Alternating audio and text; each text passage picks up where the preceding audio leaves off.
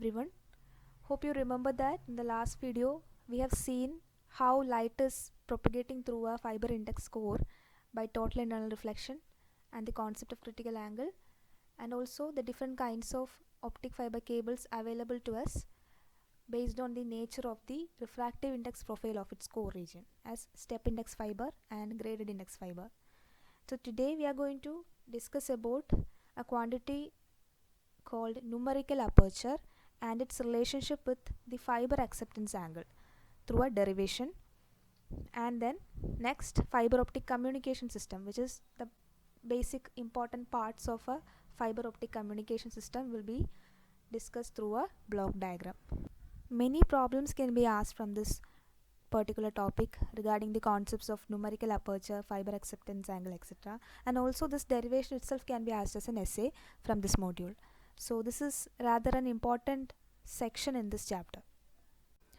In optics, numerical aperture is defined as a quantity that is dimensionless and unitless, and that defines how much light is gathered inside the fiber core.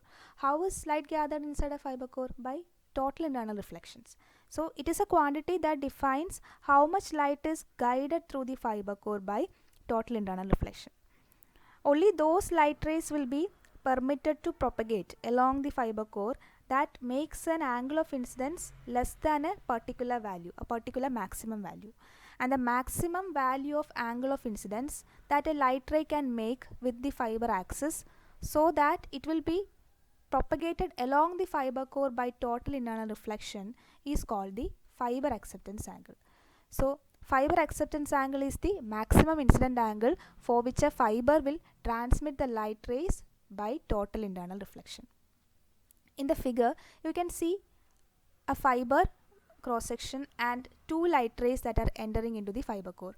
The first ray makes a definite angle of incidence with the fiber axis, and it is entering the core and it is getting propagated along the fiber core by repeated total internal reflection.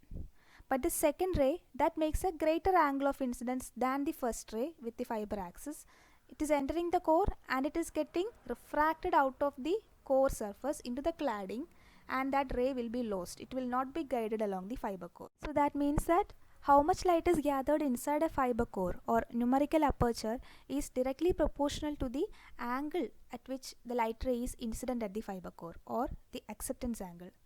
Applying the terminology used in microscopy, we can write the numerical aperture to be equal to sine of the maximum fiber acceptance angle, or sine alpha m.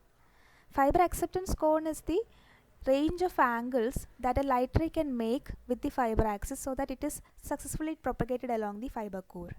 And any ray that enters the fiber core from outside the acceptance cone will be lost to the cladding.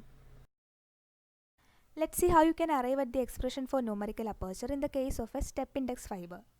For that, consider the light propagation from one of the open end face of the fiber. As you can see in the figure, the end face of the fiber is cut at right angles to the fiber axis. So we have a core of refractive index n1 and a cladding of refractive index n2, where n1 is greater than n2. Now let a meridional ray incident from the medium air of refractive index n0 onto a perpendicular end face of the fiber, making an angle alpha with the fiber axis. When you study light acceptance in fiber optics, two kinds of rays are involved. One is meridional rays and the next one is Q rays. In the case of meridional rays, the light rays will always pass through the fiber axis along its propagation. That is, it will cross the center of the fiber core when it gets totally internally reflected continuously along its propagation. In the case of skew rays, they don't really pass through the fiber axis, or they don't really cross the center of the fiber core along its propagation. Instead, they will always follow a helical zigzag path inside the fiber. So we are not considering skew rays here. So one such meridional ray is incident at one open end face of the fiber, making an angle of incidence alpha with the fiber axis. So alpha is the fiber acceptance angle here.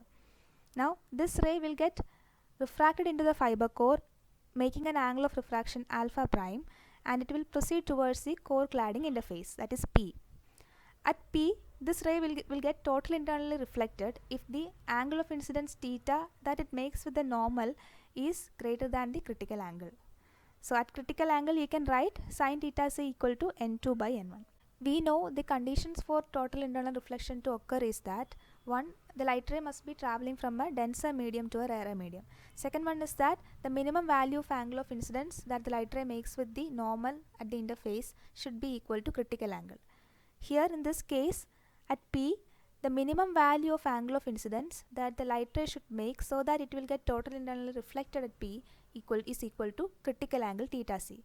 If so, what will be the maximum value of angle of refraction with which the light ray can get refracted into the core? That can be obtained from the geometry of the figure itself by considering a right angle triangle at P. You can write alpha prime equal to 90 degree minus theta c if theta is equal to theta c. So that was the maximum value of angle of refraction for the light ray. Now we know Snell's law is sin I by sin r equal to n2 by n1. Applying this law at the left end face of the fiber core, where the angle of incidence is alpha and angle of refraction is alpha prime, you can write it as sin alpha by sin alpha prime equals n1 by n0.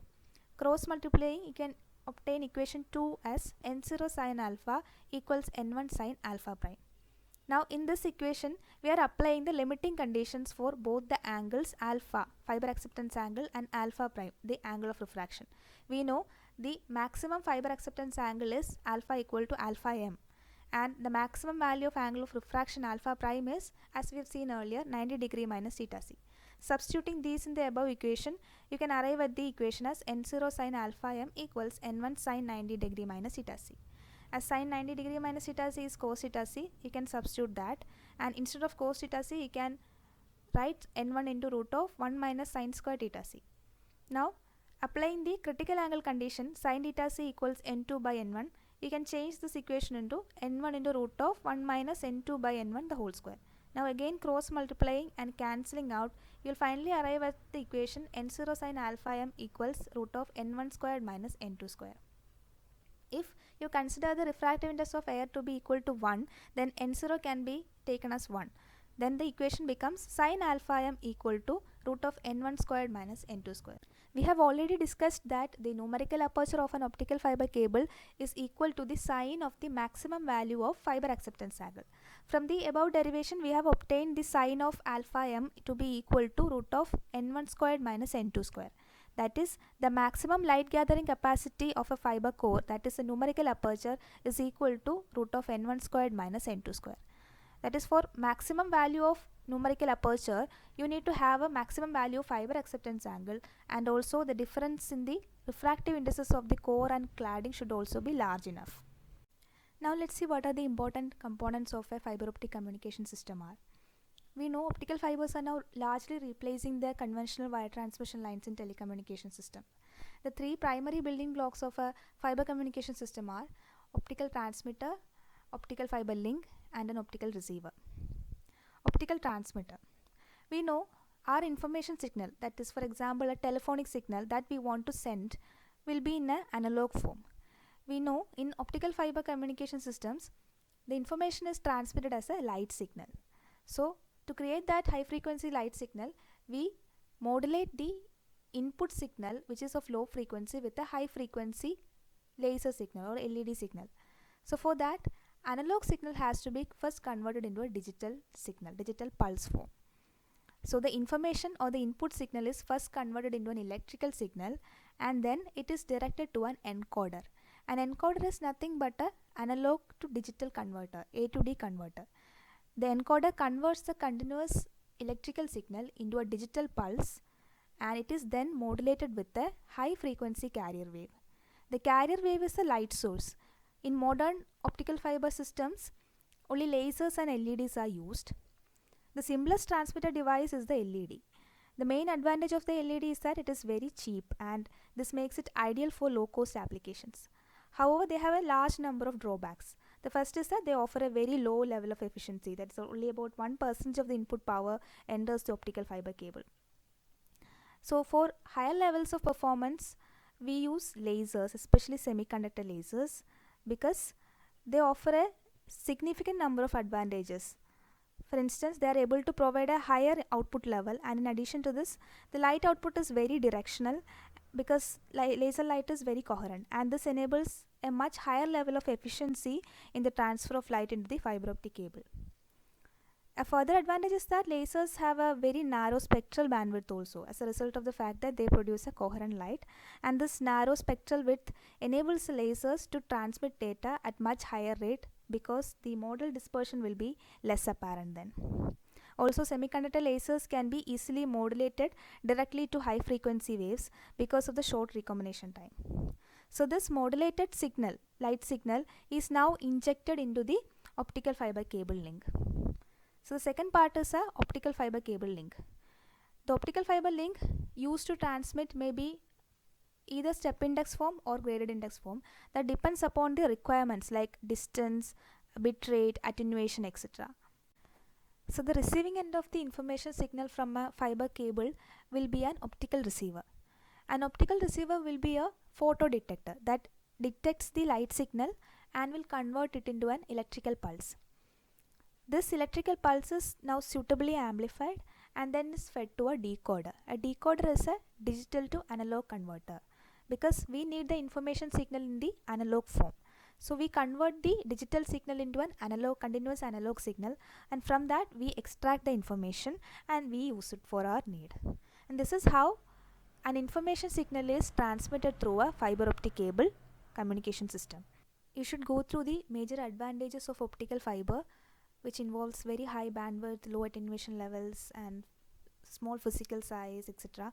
The description is given in the notes, and also go through different applications of optical fibers, like in the field of medicine, in the industries, like for example used in endoscopy, which is a very important medical application of optical fiber. It's a scanning technique that is used to visualize the internal parts of our body without even performing a surgery. In the industrial field, the major application of optical fiber is the use of development of fiber optic sensors that you can go through in the note. Many problems can be asked in the exam regarding the concept of numerical aperture and critical angle, and one such is given here. Let's see. A step index fiber has a core refractive index of 1.68, cladding refractive index of 1.44, and refractive index of air 1. Calculate the critical angle, maximum angle of refraction, and numerical aperture. Also calculate the fiber acceptance angle alpha m. So first of all, you have to write down the given data, which are the core refractive index, cladding refractive index, and refractive index that of the air. So the highest value of refractive index will be for the core. So you can directly write n1, which is the core refractive index, to be equal to the highest value, that is 1.68, and then next will be n2, cladding, which will be a lesser value compared to the first one, 1.44, and n0 is given as 1. Now first of all, you have to calculate the critical angle. We know the critical angle condition is sin theta is equal to n2 by n1. So taking the ratio of n2 by n1, you can arrive at the value of theta c by taking the inverse of the sine. Next, you have to calculate the maximum angle of refraction. We know the maximum angle of refraction is alpha prime, which is equal to 90 degree minus theta c. That also you can easily obtain if you know the theta c value. Then numerical aperture. So numerical aperture, the formula for numerical aperture is root of n1 squared minus n2 squared. So n1 and n2 are given, so you can easily find out the numerical aperture. So if you know the numerical aperture value, you can have the fiber acceptance angle alpha m by taking the sine inverse of the numerical aperture. So this is very easy. If you know the expression for numerical aperture, you can calculate all this very easily. Now as an essay, you will be asked to write about the working of an optical communication system. So even if they don't specifically say a block diagram, you have to definitely draw the block diagram with essential markings.